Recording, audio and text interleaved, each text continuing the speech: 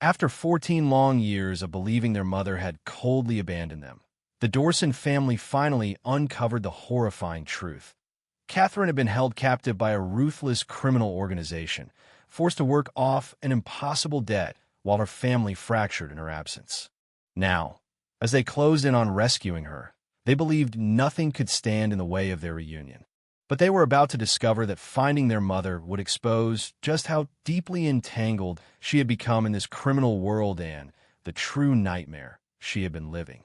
Ethan and his family remained in the computer lab with Detective Vance and a tech specialist. The atmosphere tense as they crowded around the monitor, watching the hourly updated security camera feed.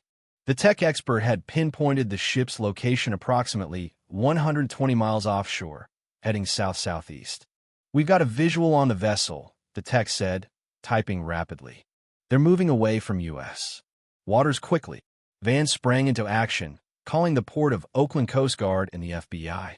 "We have confirmation of a suspected human trafficking vessel 120 miles offshore," he relayed, while the Dorsons held each other tightly. "They're sending multiple vessels," Vance assured them. "The Coast Guard's fastest cutters are en route, and Navy aircraft are being deployed for aerial surveillance. We're going to intercept them." Leah, previously skeptical, now leaned forward. "Will they make it in time?" "They have to," Ethan said, eyes fixed on the blinking dot representing the ship and their mother. Hours passed. The GPS tracker showed the Coast Guard vessels converging. Ethan paced restlessly. Dan refused to leave, despite Ellie urging him to rest. Suddenly, the ship's security feed went dark. Every corridor and room where they'd glimpsed Catherine vanished from the screens. "What happened?" Mark shouted. "I don't know," the text said, hands flying over keys. "The feeds just cut out." "Could be deliberate," Vance muttered. "They might have cut the cameras to prevent panic on board." More tense minutes passed before Vance's phone rang. He answered, and his expression darkened. "What do you mean there's no cargo ship?" He hung up. The Coast Guard found only an abandoned boat at the coordinates. The GPS tracker was on board. A man was found unconscious, likely the navigator. Dan's voice broke. "But we saw her. We saw Catherine. They planted the GPS. They staged this," Vance explained. "They left a decoy and used the guards' limited access to update the security footage." Ethan's frustration exploded. "Where's the cargo ship? Where's my mother?" Vance called the FBI again. The agency urged caution and requested the family be placed in a secure temporary shelter. "We don't know if they'll come after you," Vance said. Dan protested. "You can't just put 6 people in hiding. It's only temporary. A week or 2. Safety comes first," Vance insisted. Arguments erupted. Mark blamed Ethan. "This is your fault. You handled this alone. You wanted me to leave Mom behind for another 14 years? Ethan snapped. Officers stepped in to prevent a fight. Ellie pleaded with them to focus. Vance arranged for a safe house in a gated community. The home was modest but comfortable. Though unsettled, the Dorsons tried to adjust. Leah and Aldi inventoried supplies.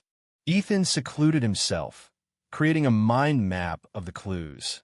Names, locations, documents all connecting like a tangled web. Later, as they ate a simple dinner, Ethan's phone rang. It was Vance. "We believe the ship is heading to Ensenada, Baja California, Mexico. There's a port there linked to smuggling. Based on the ship's direction and time, that's our best lead." "What's the plan?" Mark asked. "Interpol and Mexican Federal Police are coordinating. Navy vessels are en route. The ship should arrive in 10 hours. The family exchanged hopeful looks. Maybe, just maybe, this was the breakthrough. The next morning, Vance visited them in person. His expression was grim. The vessel docked in Ensenada early today. Mexican authorities raided it and rescued several people. But Catherine wasn't among them, nor were Ronald or Harvey Doss. "We believe they escaped on a smaller vessel before the raid." Hope crumbled. Ellie wept. Aldi lashed out in frustration. "Don't much furious. You said they'd be surrounded." There was a time gap. Someone helped them slip away. One rescued woman repeatedly muttered a name, El Mason. In her pocket, they found a photo of Catherine with that word scrawled on the back. Elmison means the warehouse in Spanish, Vans explained. It's bait or a warning. Ethan had had enough. I'm going to Mexico. I'm going to find Mom. What? Are you insane? Leah said. Every minute we sit here, she slips further away. Mark surprised everyone. I'll go with him. Dan reluctantly gave his blessing. Watch each other's backs. The brothers packed light and crossed into Mexico through San Diego, heading for Ensenada. Using a journalist cover story, they started asking questions. A local named Javier finally pointed them to a container warehouse and someone named Miguel. They found the warehouse. A man offered to show them the different Elmisons. Then everything went wrong. Ethan was knocked unconscious. He woke bound inside a shipping container. Ronald, one of Harvey Doss' men, greeted him. Harvey's been waiting to meet you, he said. Ethan was taken to another container. Inside were Mark and Catherine.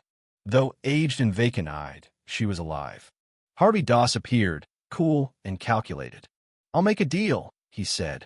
I'll let her go. But Mark stays. And you stop cooperating with police. Never, Ethan growled. Then perhaps I keep all three, Harvey replied. After more threats, Ethan was returned to his container. But when Ronald came to fetch him again, Ethan noticed a phone on Ronald's belt. He formed a plan. Later, in a moment of distraction, Ethan swiped the phone and sent a covert message to Detective Vans with their location.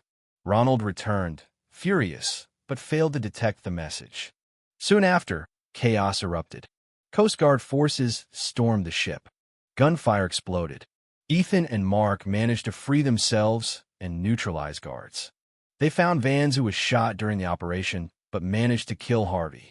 Catherine was rescued, drugged but alive. The brothers were reunited with their mother on a Coast Guard helicopter. Vans and other victims were also evacuated. At the hospital, Vans underwent surgery. Catherine slowly regained clarity. She recognized her sons. Tears flowed. Dan and the rest of the family soon arrived. In time, the family shared stories, rebuilt bonds, and began to heal. Ronald faced a mountain of charges. Vans promised to investigate further corruption. Ethan visited the recovering detective. You did it, son, Vans said. We did it together. The nightmare had ended. The family was whole again. Though the road ahead would be difficult, Ethan knew they'd face it together with strength, with truth, and with love.